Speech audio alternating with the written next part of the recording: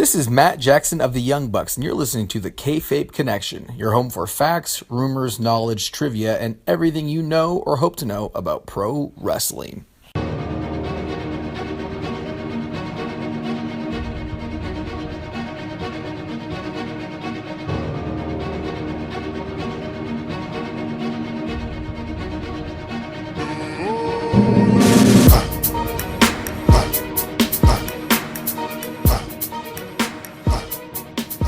Welcome back to the Mankind Cave.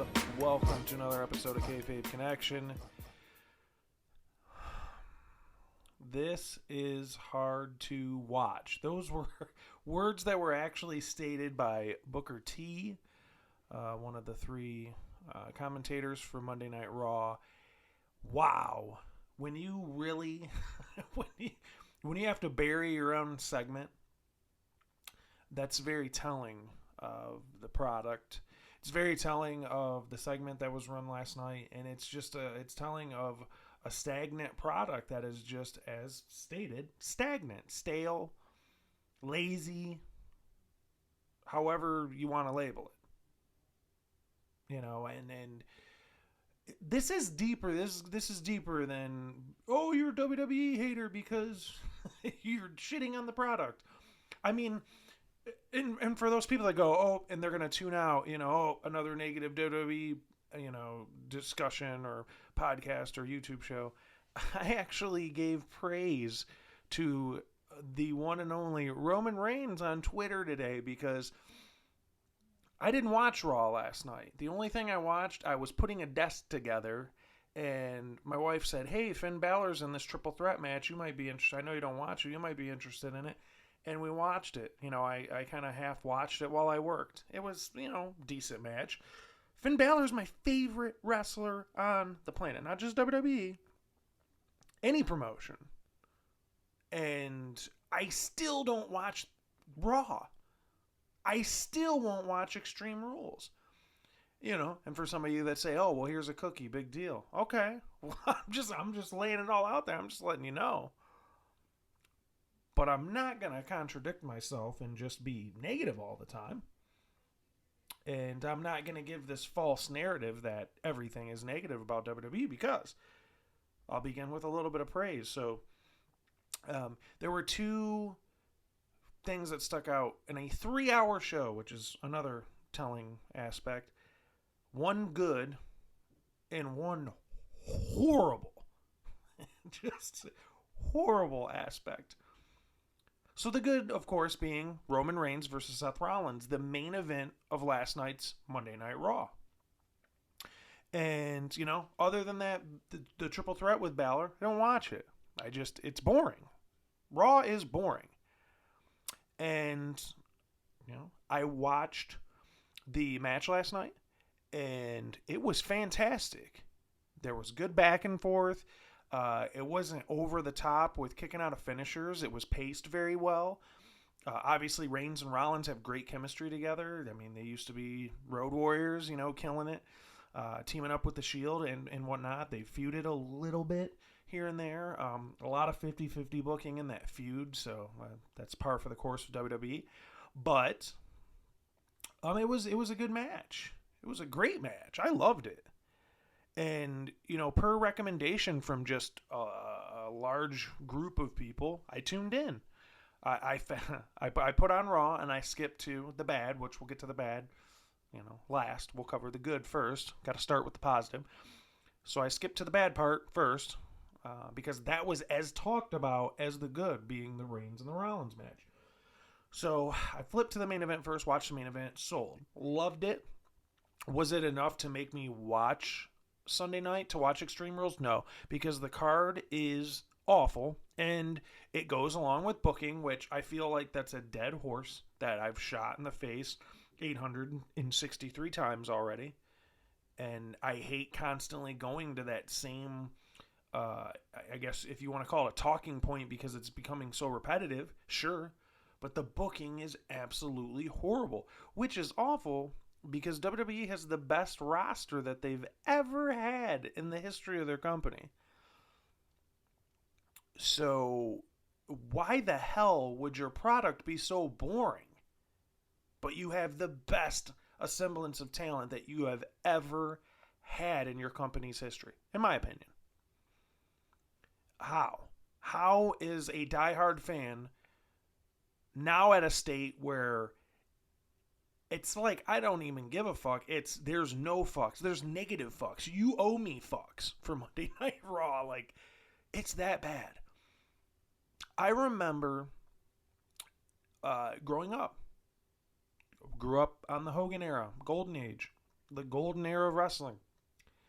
That everyone and their mom, everybody at work knew who Hulk Hogan was, knew Jake Roberts, knew the $1 Million Man, they knew Ultimate Warrior. It didn't matter if it was the CEO of your company, all the way down to the janitor, the women at work, people of all races, creed, etc. All walks of life. It was like Michael Jackson, you know. Everybody was a Michael Jackson fan back in the 80s. Punk rockers, you know. Country bumpkin, you know, people with overalls. Everyone loved Michael Jackson. Same thing with wrestling. And then the popularity sort of went away, and you know the new era, as they say, that went all to hell with Diesel, and you had the emergence of Bret Hart and HBK, and them fumbling around with just goofy characters, you know, the Goon and One Man Gang, and you know, just horrible. Doink the Clown, you Repo Man, you remember all the shitty characters, you know. And then it got to a point we had the Attitude Era. In my opinion, I enjoy the Attitude Era. I think it's constantly overrated. We often overlook, you know, everybody meant something, it seemed, in the Attitude Era, but what you got as a product, like, it's difficult for people to go back to the Attitude Era in terms of Raw. Like, I'm not talking about pay-per-views, and there were epic Mania matches, and of course you're going to go to Rock and Stone Cold. Of course you're going to go to Rock, Stone Cold, Mankind, Triple H, Undertaker, Kane. Throw any pay-per-view matches that they put on that era. Their pay-per-views were stellar. Compared to now, where you don't give a damn, you actually gave a damn about the pay-per-views in the Attitude Era. But in terms of Raw, the memorable moments from Raw, yeah, you'll be able to go back and go, man, remember that so-and-so match? But most often in the Attitude Era, it's just moments. It was just story. It was, oh, dude, I remember when Stephanie McMahon was tied up to the Undertaker cross. And, you know, it was me, Austin, and Vince is revealed as the higher power. And, you know, you remember those storylines more so than you might remember the matches on Raw. Just my opinion. But the pay-per-views were stellar for the most part. But in terms of the match quality, I mean, yeah, granted, it was only 2 hours then, thankfully. It's not 3 like it is now. But there was a point where, yeah, the mid-card mattered and the lower card mattered, but how great were the matches other than the main events? And even some of the cards put together, pay-per-view wise, I remember the Survivor Series I went to when Austin got run over by the car and Big Show won the belt. That was a shitty card. Like, that was not a great card, and it did not have great wrestling on that card. So, but at least there were entertaining moments that kept us there. Stone Cold and The Rock. A lot of people like to go to this one. Remember back in the day when vignettes mattered as well, leading up to a pay-per-view? Just, it was almost like whoever was in charge of selecting music, and, you know, the guys in the back, the audio truck, the video truck, the people that put all the trailers and the vignettes and all the packages together, the video packages, those people had lightning in a bottle. They ate their Wheaties for an extended period of time. Those people obviously have not been duplicated to this day, because they put on some of the greatest hype-up videos that we have ever seen in wrestling. The Stone Cold Rock My Way or the Highway by Limp Bizkit. You might not be a Limp Bizkit fan now, but in retrospect, at that time, that song fit. It fit the narrative. It told that story. You know, everything in the video that lined up with the mood and the tone of the song and the intensity of the song. You know, the yeah, and then them knocking the beers out of the hands. You know, those aspects. It was to the point where your body was buzzing. You could not wait. I remember being at a point where I could not wait for Sunday at 8 p.m. Eastern Standard Time. I could not stand it. I couldn't wait. It was almost like an Operation Kill Time, or like man, we're 4 days down, we're 3 days away. You know, you were almost like just crossing the days off, quite literally. Now it's to the point, I didn't even know Extreme Rules was on Sunday. Honest to goodness, I thought it was next Sunday. My sister's coming in town, and we got a big weekend plan, and I'm like, oh, in fact, it's not. It's actually going to be a good pay-per-view that's going to run that Sunday. It's New Japan Dominion, right? Okada versus Omega, the sequel, the rematch. That's another point to get to here in a minute. But you get to that point where we got to the early 2000s era. You know, I know we're fast forwarding past Ruthless Aggression, but this isn't a timeline episode here where I'm going to go through each timeline in the WWE and era and whatnot, but just glossing over everything. Ruthless Aggression era, as far as wrestling is concerned, is fantastic. Storylines, fantastic. In my opinion, I enjoyed Ruthless Aggression more than Attitude Era. Overall, comprehensively, if we look at the matches, the quality of the wrestling matches, and the stories, I enjoyed that era more than the Attitude Era. If you agree or disagree, it's a perfect time to segue to that. Comment on the comment section underneath the video here. If you're not subscribed already, what are you waiting for? Subscribe to Kayfabe Connection on YouTube. Share it. Tell a friend to tell a friend. Get the word out. I want to start a discussion with people. I want to know what you guys and girls and people think about this, right? Everyone. What are your thoughts on the different eras, and what do you value more, and have you fallen off of WWE? Did you quit and come back? You know, just kind of break down your history of being a fan, because I'm curious. You know, I took a break during the character the new era. Everybody is taking a break. When did you take a break? What era was your least favorite? Are you still watching? Let's get a conversation going. So anyways, at the letter K, FABE Connection, also on Twitter. But anyways, so there were eras where we were just completely enthralled. We were infatuated with just the stories that were being told, and they were fresh and they seemed original. Even if they were stories that have already been done. The NWO was not an original idea. The NWO was copied off of a storyline in Japan. Right? So, right place, right time. Eric Bischoff had a vision in mind. It was magic. They made it happen. But there's no excuse. Perfect NWO reference. And I'm not going to play fantasy booker and like, you don't know the business, brother. But I know enough to how I could not, be bored at this point. Are you not entertained? As Sheamus says, I'm not. I could give you a few suggestions, but it almost seems like the suggestions are just too obvious. Why on earth do you not have Finn Balor with Gallows and Anderson? Why do you have him wrestling in a match? And once again, I don't watch, so I don't know this, but apparently Balor wrestled Machine Gun Anderson, and I don't know because I don't watch. My question is, on commentary, at any point, did they ever reference that they used to be friends?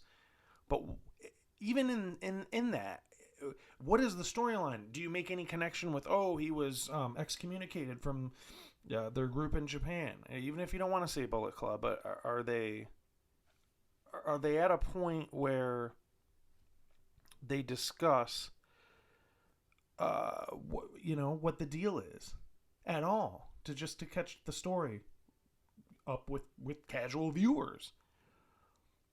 Why in the hell is Balor not with the Balor Club? What is he doing right now? And he's my favorite wrestler on the planet. What is he doing right now?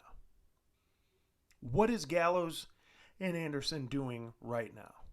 They are just in tag team purgatory right now. They already won and lost the belts. They won the belts on the pre-show, kickoff show. It's a euphemism, whatever. It's the matches that don't matter. Ask Austin Aries and Neville about their match. You can dress it up. You can polish a turd and call it a pig or whatever the expression is, right? Oh, it's the pre-show. It's the kickoff. We don't like the term. Well, fuck terms. How about we make people matter? If people don't matter, people tune out. That's the bottom line. What are they giving you to make you care? The answer to the question of why WWE is going against not putting the club together. I mean, they got a stupid The Club. That's their name. How is it a club with two people? It was an interesting dynamic of them leaving AJ Styles and leaving him as a singles wrestler and taking him away from Gallows and Anderson. At first it was, I felt, oh man, what a, just what a shitty way to just kind of break them up and not let the momentum. I mean, the people who really got hurt out of that were Gallows and Anderson, clearly. AJ Styles has become one of the top guys in all of the company.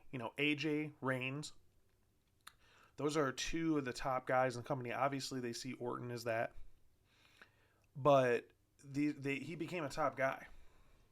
But to go back and tie everything into a knot with that point, even Vince McMahon was on the fence about AJ Styles, who has been the best wrestler on the planet since TNA days. I'll never forget when AJ Styles cut that promo. He kind of had the homeless gimmick going with the hood, just started growing his hair out, like he took a hiatus from TNA, and he cut that epic promo. This was back when CM Punk was doing the best in the world thing in WWE. And in a promo with Dixie Carter in the middle of the ring, he actually uttered, and it was kind of a jab, like, some people like to say that they're the best in the world, but I'm the best in the world. And so it was kind of a jab, a playful jab. It wasn't anything like slanderous or anything like that, but it was a playful jab at, like, hey, throw a little WWE reference in there, but I'm the best in the world. Get people buzzing, get the dirt sheets talking, So and I remember when he cut that promo, people were laughing at him, like, oh God. And it was, again, the TNA stigma was real at that point.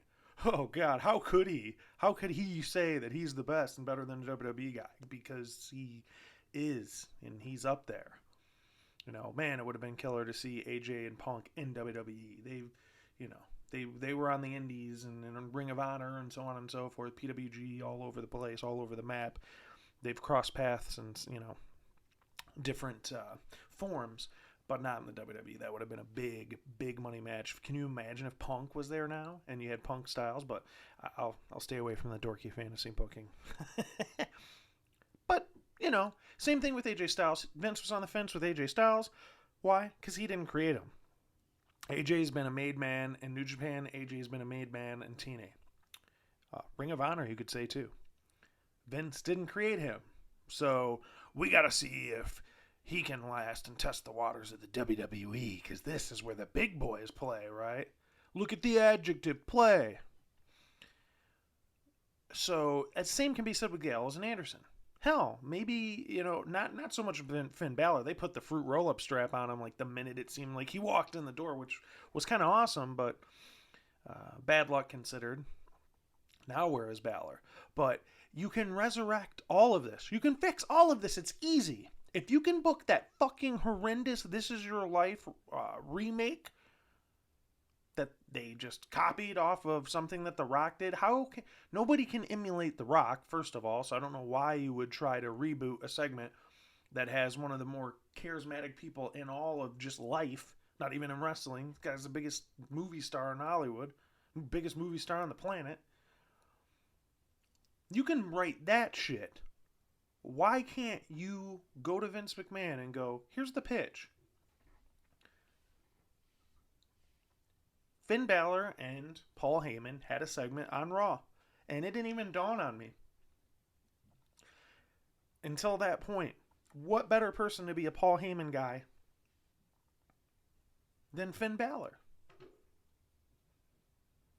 So you could have Paul Heyman maybe come out to ringside at Extreme Rules. What's he doing here? Finn Balor wins. He goes in the ring, doesn't raise his hand. They don't too sweet, nothing like that. He shakes his hand, says the Beast will see him at Great Balls of Fire. I can't believe I just said that, but that's the name of the pay-per-view. And you get to Great Balls of Fire. It's Finn Balor versus the Beast Brock Lesnar on paper. And for the WWE loyalists, we have come to know and love 5-minute Brock Lesnar matches, or matches that involve nothing but 16 German suplexes and 4 F5s, and then 1, 2, 3, watch, rinse, repeat. But Reigns only has 5 moves and he gets carried and he can't wrestle. You people make no sense. So you got Lesnar and Balor, and it may start as one of those matches, but then you start getting some interference. And maybe you could do one by one. Maybe Gallows comes out first, and Gallows gets in the ring, and maybe he stuns him when the ref's not looking, or for in the outside, or just anything, any type of distraction. They might even make it a no DQ match for whatever reason. Like, oh, the Beast he doesn't care about you could use cheers, it doesn't matter. There's no DQ, no holds barred, whatever you want to book it. But he's not afraid of anything, and you could even bill it at that. But for whatever reason, the ref can easily get distracted. We've seen it before. Have Gallows come down. Probably makes sense to have Gallows and Anderson because they're the tag team. Come down together and both at the same time. Maybe they give a magic killer to Lesnar. Lesnar's down. Balor's kind of hesitant. He doesn't, like, what are you guys doing? And goes up for the coup de grace. Hits the coup de grace. He kicks out. So the crowd is now just losing it. Like, holy shit. Okay, well, that's it for Balor. And you could have Lesnar hit Balor with the F5. Lesnar goes for the pin. 1, 2. And who is it from the outside that pulls at Lesnar? Paul Heyman. Paul Heyman turns on his client. And Paul Heyman can now run interference because Lesnar's going to come over and he's going to try to talk shit. So Heyman is just, he's the ruse. He's the diversion, so to speak. So while he is distracting the ref, Balor comes in for the roll-up. Another kick out. So now the match, everybody's going nuts. And the only way to make it work is there has to be interference. Like, there has to be multiple people helping Balor. So you could maybe they save, is he with them, is he not? Maybe they try to save that for Raw, but I think it's effective if you just turn here. And Balor's with the club. And by some divine miracle, with help of Heyman, Gallows, and Anderson, Balor gets the pin through interference. Maybe they get that second magic killer, followed by a coup de grace, and then a 1, 2, 3 by Balor for the win. He's the new Universal Champion. It's not like Lesnar was doing anything with the belt anyway. See, there's maybe some things that need to be worked out on that. That's literally just me off the top of my head. I didn't plan. I'm not writing notes and going into this podcast. I just wanted it to be a passionate discussion based on what I've saw thus far in this past week. And by this past week, I mean like 48 hours of Monday Night Raw airing. Holy shit, you gotta see it twice. One for a great, match, and then one for one of the worst segments I've seen in years.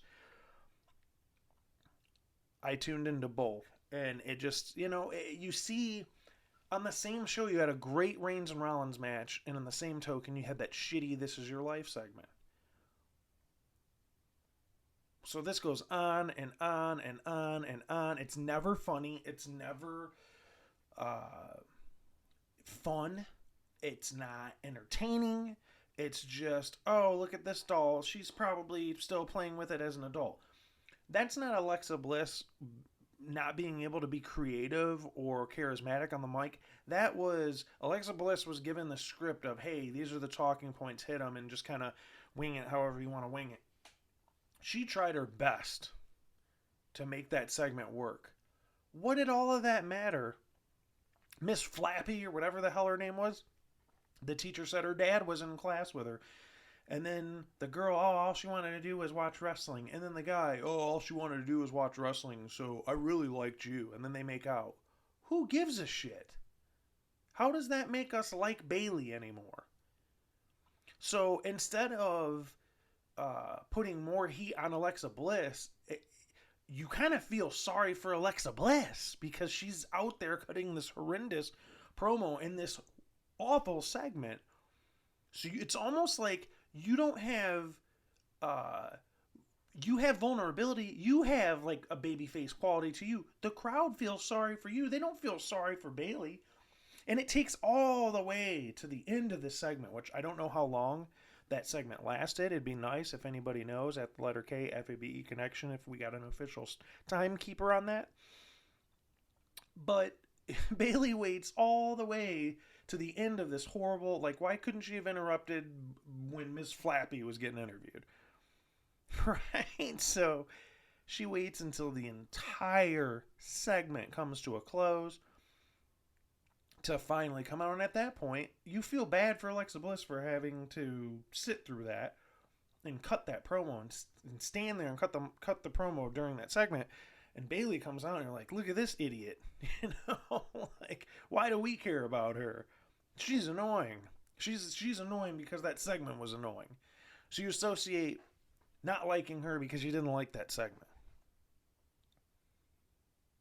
You know, and so, like I said, it's so hard to replicate something and make it work twice. It worked the first time because you had The Rock. Nobody's going to be able to emulate The Rock. No one ever in history. Nobody will ever be able to cut promos. You might see people hang with him. Cena's been able to hang with him. CM Punk certainly hung with him. Right? Very rare do you get to see people emulate him in a segment that was done by him. And Mankind, who is intelligent and very charismatic. But I'll end everything with this. It's upsetting as a fan. It's offensive as a fan that, really, this is the best that you guys have. This is the best that you folks have to offer. Well, you don't know the business, and there's a lot of things that are intertwined. No, I know the business. I've watched it. I've studied it. I've watched every match that's been put on, seemingly, since, what, early 90s? Sans those 2 to 3 years in the new era. So, you know, going back to the golden era as a kid, you're not really going to remember. You're going to remember tidbits, but as an adult, I had to revisit it. But you get the point. I've watched multiple eras. I've seen where things worked. I've seen where things don't work. And don't they say, well, we gauge who the champions are by the reaction that you get from the crowd. That plays a big part. But at the same token, they treat fans like they're morons. And Vince McMahon quoted as saying, Jinder Mahal admitted it on the Talk is Jericho podcast. Oh, well, fans have short-term memory, so they don't care. Wins and losses don't matter. If wins and losses don't matter, then why did Cena bury the entire roster for years? We're not vilifying John Cena. John Cena is an amazing talent. Whether you like that or not. I might lose followers on Twitter because I gave Cena a compliment. You can be critical. The way that he was booked and maybe some of his politicking. I don't know him personally, so I can't sit here and vilify him. But the stories add up from multiple sources. You see the Nexus angle. just a little tidbit. Didn't really have a good track record of putting guys over until recently. Now, oh yeah, put AJ Styles over, put Kevin Owens over, and so on and so forth. But we're talking about that era where it was just blah, in your face Cena and Orton. That's it. And a bunch of mid-carders. You had 100 dudes. You had 98 mid-carders. You had Cena and Orton in that era. We've already had an era in wrestling where it went from, man, everybody knows it, to, man, that is horrible. Dun, dun, dun, dun, dun, dun, dun, dun. I'm tuning out of that shit. To, holy shit, who's this bald guy with a goatee drinking beer and swearing on the USA Network? To, boo, boo, doo, boo, ad nauseum. To where you want to vomit when you hear that theme song. All right, I'm tuning out again. To what we have now. And Vince McMahon is the type of person to quote former Kayfabe co-host Dion Wells, my favorite quote is, Vince McMahon would cut his own nose off to spite his own face. And it's weird that you'll see someone who raids the indies from companies that aren't competition, although we see Jim Smallman of Progress at the UK Championship. We see Over the Top. We see ICW representatives there. But they're not competition, though. We have a long track record of really trying to put over the little guys, territories. So it's just an altruistic deed to just showcase them on the network. No, you're rating their talent because you want to get all the best guys in the world on your program, and I get it. That's business. That's smart business. You want the best wrestlers on the planet, in the world, in one company, your company, that has almost an endless amount of money, it seems. I mean, how much money they spend on the roller coaster and the pyro at Mania? Like $5 million or some shit? You obviously have the resources. You obviously have the best production value. You obviously, well, you don't have the best writers. The NXT writers on SmackDown, yeah, those are the best wrestling writers. But you want to take a chapter out of the book. You want to just raid companies. Don't just raid companies while you're raiding them and taking their talent. Look at what they're doing from a booking standpoint. Look at New Japan.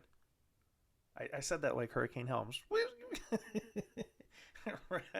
What's up with that? Look at New Japan. Wrestle Kingdom 7, Wrestle Kingdom 9, Wrestle Kingdom 10. Tanahashi versus Okada. Right? Everybody's the trilogy with the Warriors and the Cavs. Fuck the NBA Finals. Fuck the NBA. Who cares? The real trilogy was Tanahashi versus Okada at Wrestle Kingdom. And to a casual fan, or even fans that just got their fix and felt that the story was already told, New Japan had balls and went back and booked it a third time. And in the moment, you're like, oh my God, how many times are we going to see the main event? Remember when people were up in arms about Rock and Cena? Back to back, once in a lifetime, and then back to back. Not comparing the two, but Tanahashi's the GOAT in New Japan. He's on the Mount Rushmore, at least. And Okada's the young gunner. He is the face of the company, without a shadow of a doubt. So you got to that third match at Wrestle Kingdom 10, and people were like, oh my God, myself included. It was like, I really felt that Naito should be inserted. But it didn't hinder Naito. Naito's doing great right now, smashing the belt. That's entertaining. That's something different, right? Not everything about New Japan is rose-colored glasses. Trust me. Rocky Romero is one of the coolest humans on the planet. I love the Bucks, obviously. Matt Jackson does the bumper. I've been fortunate enough to get him to bless the show. And it's none of their fault. But Roppongi and the Bucks wrestling for the tag belts for the nth time, right? They got a weak tag division. So just to, remove the label that, everything outside of WWE is great, and you call me a mark or smark, which is hilarious when fans do that. I'm going to use these insider terms to insult you when I'm not an insider. What? But I digress from that point. So if you're going to raid companies and you're going to take all their talent, least you could do is look at what they've done effectively and try to capture that. Try to insert that into your own company. You know how you save WWE right now? Put the Bullet Club back together. Put the club together. Heyman as the mouthpiece. He's the Bischoff to the NWO. And you got Balor, Gallows, and Anderson. Gallows and Anderson and Balor, they're hilarious. You see the ride-along? That's entertaining. Why is that? Ride-alongs are more entertaining than Raw. Take that. Look at Southpaw Wrestling. That was a Gallows and Anderson idea. John Cena coming in the back and going, man, all these characters and voices that you do, why don't we just do this on a show and put it on YouTube? Ta-da! It's like they know how they can turn it on, but they just don't. Because they know the sheep and the apologists and all the people who maybe even rant like this and then go back and watch it. I don't watch everything. I watch SmackDown. I watch SmackDown only pay-per-views. And I watch Big Four pay-per-views. I don't watch Raw pay-per-views. I don't watch Raw. I don't watch Main Event. They made me not watch 205 Live because I love all those wrestlers. I can be critical of the product and at the same time pick and choose what I support and what I watch. But it's almost to the point now it's dwindling down to just you got to cherry pick, you got to really find what you actually enjoy. And you look, NXT in the same company. NXT almost always puts on a superior pay-per-view, a superior show than the wrestling show that takes place 24 hours after the fact. Always. Name me a pay-per-view that aired after TakeOver that was better than TakeOver. At the letter Kayfabe Connection. Comment in the comment section under the video here. I want to know. So clearly they have people who know how to turn it on when they need to turn it on and know how to please fans and introduce people to casual fans. So you want to fix WWE, you want to fix the stale product, here you go. Balor Club with Paul Heyman. Shinsuke Nakamura either wins Money in the Bank or wins the Royal Rumble and faces AJ Styles at WrestleMania.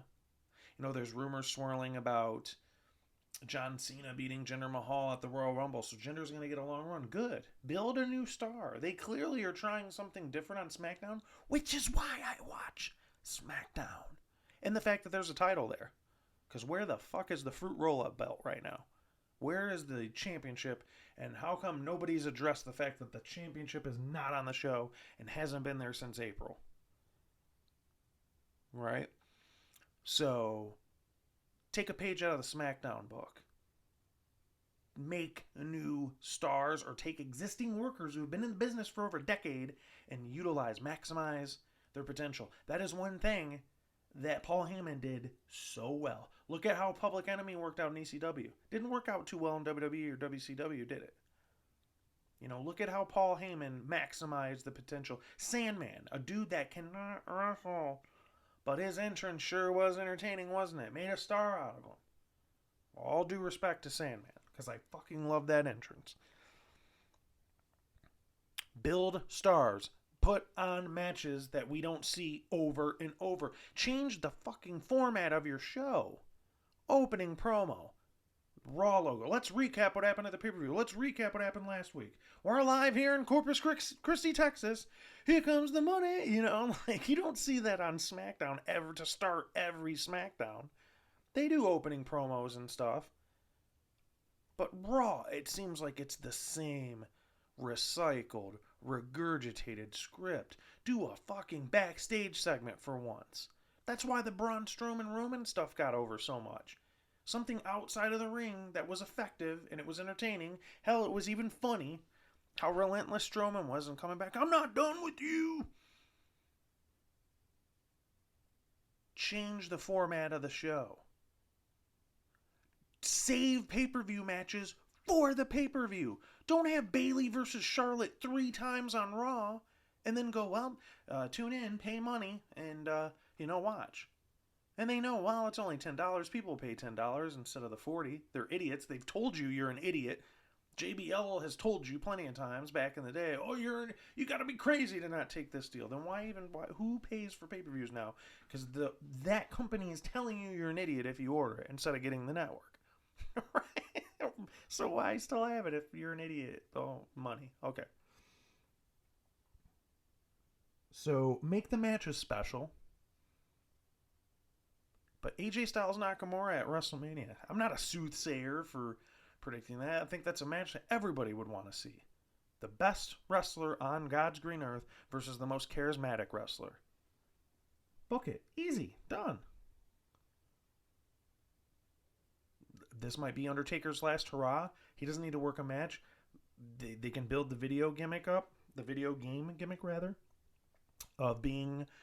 you can go through the streak, you can rewrite history, you can beat Lesnar, you can beat Roman Reigns at WrestleMania, you can rewrite the history of the streak, you can end the streak in his first match, but you can revisit that. There's a whole, mode, the streak mode, like they did before, but to a higher degree now that he's lost twice.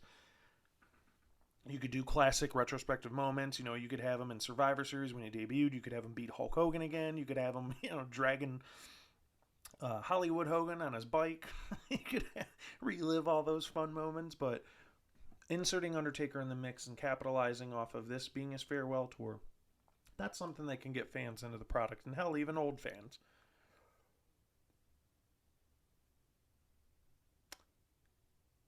Cruiserweights are going to stay on Raw. Cool. Okay. UK representatives go to SmackDown. And the UK Championship gets defended on SmackDown pay-per-views and, SmackDown episodes. Would I do that right now? No. I would keep airing the UK specials every other month. Put on a UK special match like they did with Bate and Dunn at takeovers. And I could even say do it at the Rumble. After the Rumble, and that could be a big selling point. Another reason for people to watch the Royal Rumble. The champion coming out of that match will go to SmackDown, as well as certain members of the roster. And then one by one, leading up to Mania, you can see which UK representatives are going to be on SmackDown, because they might not use everyone. Hell, is Wolfgang going to show up? Is Trent Seven going to show up? Who's going to show you? Hell, even guys that might still be under contract in progress that you didn't even know they signed. You could just add new people to the fold, but something fresh and new. And maybe Raw needs it more than SmackDown, but they already have the Cruiserweights and they didn't know what to do with it, so I guess they're all out of options. We'll give them to SmackDown. But imagine seeing a Tyler Bate, Pete Dunne match of the year, in my opinion. I liked it better than Okada versus Omega. That's to go to show that I'm not just a New Japan guy that shits all over everything, not New Japan. Imagine having a Bate versus Dunne match on a WWE pay-per-view. And not an NXT or a UK show, but an actual WWE presents Fully Loaded or Ballsack or whatever they're calling their pay-per-views now.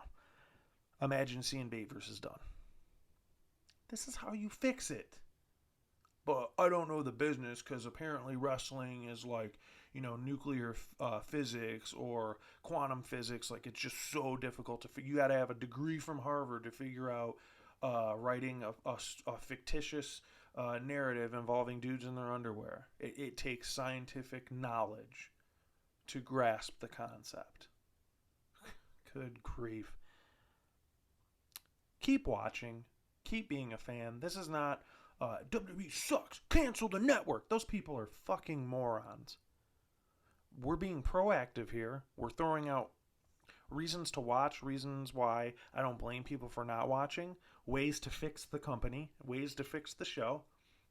I'm just some nerd on YouTube that lives in his mom's basement, but actually has his own house and has 2 careers on top of a podcast, and is a positive, funny, entertaining person.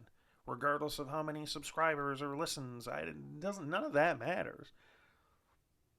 I enjoy wrestling, whether I have 1 view on YouTube or 1 million views. Because 1 million views on YouTube is not indicative of the quality that's given to you, if we're on that subject. So none of that shit matters. Share the love, share it, because I want to get a discussion going. The bigger the community, the more discussions we can have. Not so I can get that stupid silver plaque with the play button on it. I don't care about that. So let's build this community. Let's enjoy wrestling.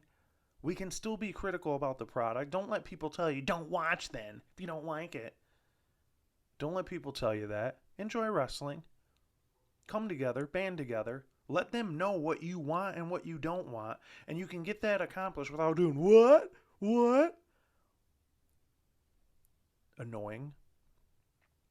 You don't have to hijack to get your point across. It worked for Daniel Bryan, but there's other ways that you can let them know. If there's people that they are shoving down your throat and you don't like them, just go get nachos. Leave the arena. Don't buy a ticket. That's how you let them know that you're not happy with the product they give you. But until you stop doing things that you're doing, right? The definition of insanity, doing the same thing over and over, expecting a different result.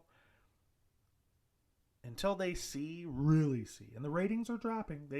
I'm sure they've taken note. Fans have shit all over that This Is Your Life segment from last night, to the point where I just read this. They didn't even upload it to their WWE YouTube page. When they air that video, all that it shows on that video on the YouTube page is Bayley coming into the ring and them going back and forth. So they know, clearly they know that you guys and gals did not enjoy that last night.